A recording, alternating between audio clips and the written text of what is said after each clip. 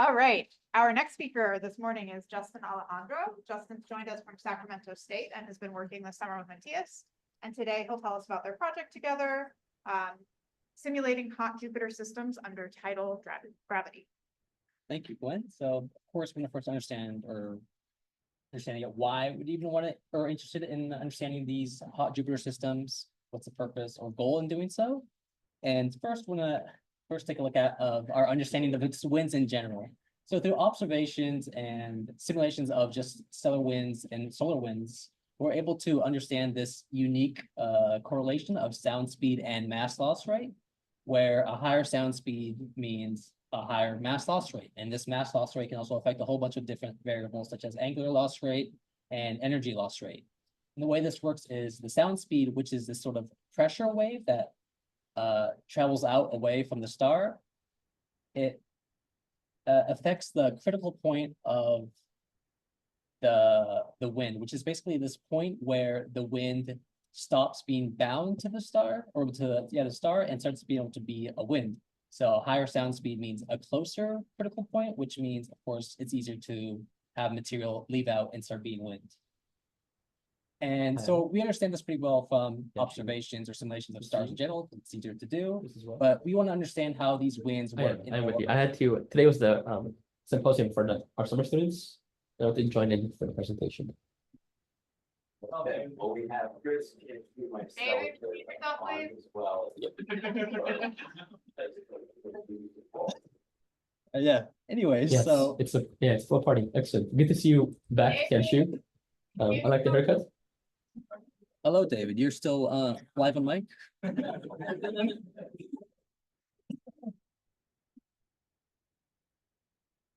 You good? All right. Anyways, again, so we understand solar winds pretty well. We want to examine how these winds work in more extreme scenarios.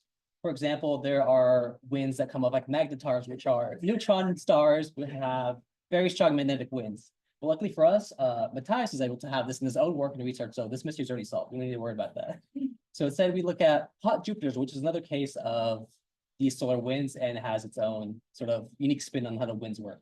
What that basically is a Jupiter like our own, which is close to its host star. This host star heats up the Jupiter and its gases, which sort of creates its own kind of winds from this Jupiter, which is great, but we really understand winds, so we don't necessarily just want to look at the winds of the Jupiter itself. We sort of want to understand this sort of unique scenario of having this giant star next to this Jupiter, which has its own winds, and see how these interact. So one of those interactions could be like the star itself has its own magnetic field, which can affect the winds of the Jupiter. The sun can have its own winds that interact with the Jupiter's winds and have this whole interaction itself. But realistically, the sun is a lot larger than the Jupiter, and most likely all the effects of the sun is going to be much more stronger and overwhelming the winds of the Jupiter. So that's going to be really hard to sort of see and understand the winds of the Jupiter itself. So we want to maybe begin by simulating like one of these physics effects from the sun on the Jupiter itself to not be completely overwhelmed and be able to easily see the unique contributions of these physics on the winds of the Jupiter. But before we even like simulate anything, of course, we want to understand the code we use because we're doing simulations. And there are a whole bunch of different kinds of simulation codes, all doing different things, because as the way people do observation codes have their unique and specific instruments to gather the kind of data they want. The same way we have unique specific code to simulate and create the kind of data that we want. So one of these types of codes is like a code I used before doing like cosmology simulations, which is like particle-based, great for simulating galaxies and how they have these like clumps of gas, which are represented by a particle and how these particles interact with each other, travel around, which is great for its own situation. But of course, we are looking at winds from a Jupiter. We're not necessarily concerned of how these wind particles interact with each other. So we use a different kind of code called Athena++, which is this magneto-hydrodynamic code, which basically means it's great at simulating magnetism and fluid dynamics. And it has these unique features that make it stand out compared to other magneto-hydrodynamic codes, which has this high order accuracy, which basically means it's able to simulate these like fluid dynamic processes to a higher degree of accuracy, more smoother, so gather more accurate, cleaner data, which is nice. And it also supports various geometries because, of course, the Jupiter is like a sphere or a ball, or you can even look at like a 1D or 2D. So it's easier to have like a spherical coordinate system or cylindrical, so it makes it easier to like map out and target different areas around this Jupiter. Another very important about this code as to compared to like a particle-based code like before, this code is grid-based. So what basically means is, say we have our Jupiter, right? It's in our grid, it's there giving off winds. And each of these sort of blocks here, it represents like a cell. And each of these cells can tell us a lot about what's going on through that cell. So it can tell us the velocity, the density, pressure, magnetic field, distance, etc. All it's like the winds passing through this specific area. And we can then use this information to calculate even more interesting variables like the mass loss rate and the angular momentum loss rate and stuff like that.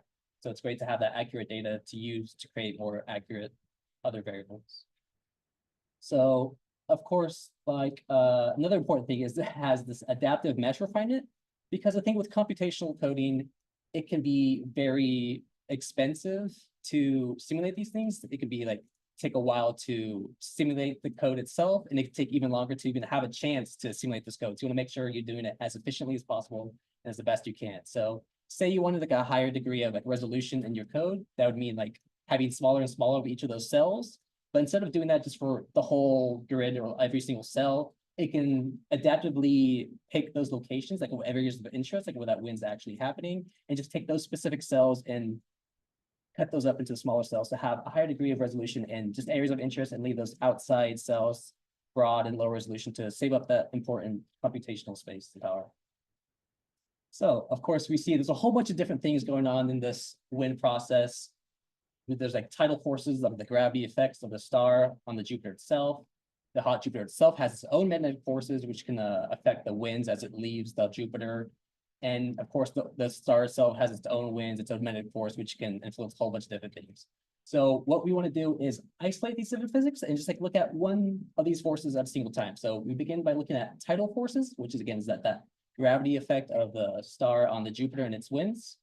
And to do that, we first want to have a sort of comparison to see how this tidal forces compares to like a wind situation without tidal forces. So we want to first simulate just a basic one-dimensional hydrodynamic code in gravity of a version of the wind that doesn't have like the tidal forces or any of those other things. It's just the basic version of wind that we understand already. So it has like that sound speed in relation to mass loss rate.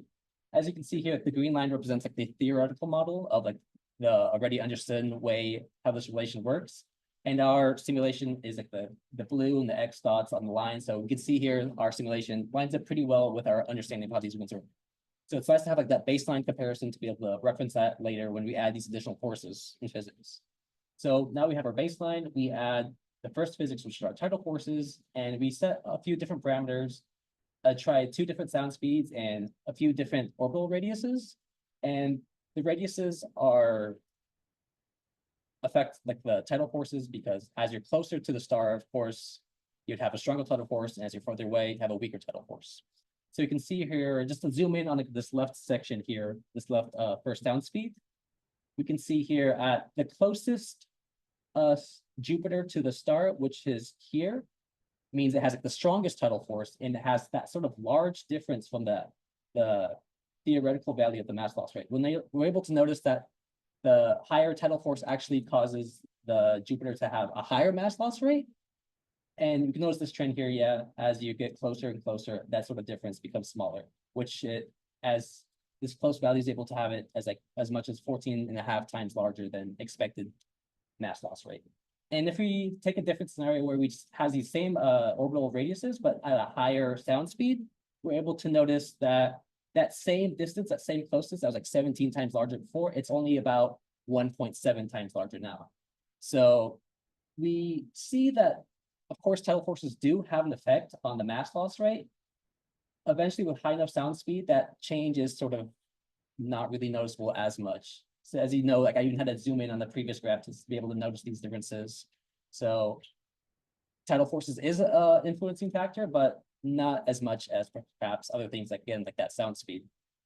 So we understand like how the tidal forces affect this sort of correlation. Now we can then add additional physics, such as like that magnetic fields, as we mentioned before, because the hot Jupiter itself has its own magnetic field, which interestingly enough is relatively strong compared to like a star. It's like has the same relative strength as even with its like size. So that can affect the way the wind leaves the planet, and it can even cause like the winds to curve back in itself, or even if it's weak enough, it just goes straight out and ignores magnetic field. And that's like a future potential thing. We can add additional physics, continue on building on, and seeing how each of these things uniquely adds on to our understanding of winds.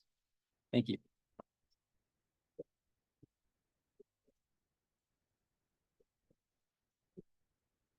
Great, thank you, Justin. Questions? Even, Yeah. Good presentation. I just had a question on Yeah. the different sounds you chose. Yeah.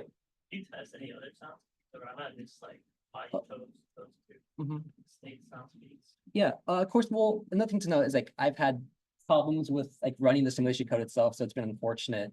So I was just able to have Matthias, my mentor, just run a few for me, so I'm able to like work with data. So again, these are maybe just arbitrary in this sense, but it's still within like the bounds of you see here, like 0.1.5 or like 0.67. Because if you get like towards the edges of like the sound speed, it starts to behave very strangely and not as expected. So we want to stay like generally within this certain area or breadth in here. But as you can see here, it's going to follow basically the same pattern as like you have a higher sound speed, this sort of difference is going to be less noticeable. Yes. One question was also about the sound speed, what units is this in? Is it scaled relative to the escape speed from the hot Jupiter or? I guess I don't have like the exact like physical units conversion. Like these are kept in like simulation or code units because it's like often easier just to have it like units like set to one to again like save that computation like space rather than having like 1 point whatever like, huge long trailing decimals. It's easier just like set as ones, like have it in terms of like a reference in terms of the others. Like we just notice sound speed goes up, the tidal force has a less effective mass speed. It's not necessarily important to have like that exact value, just knows that sort of correlation between each other. Yeah, thank you. third question. Great, let's thank Justin.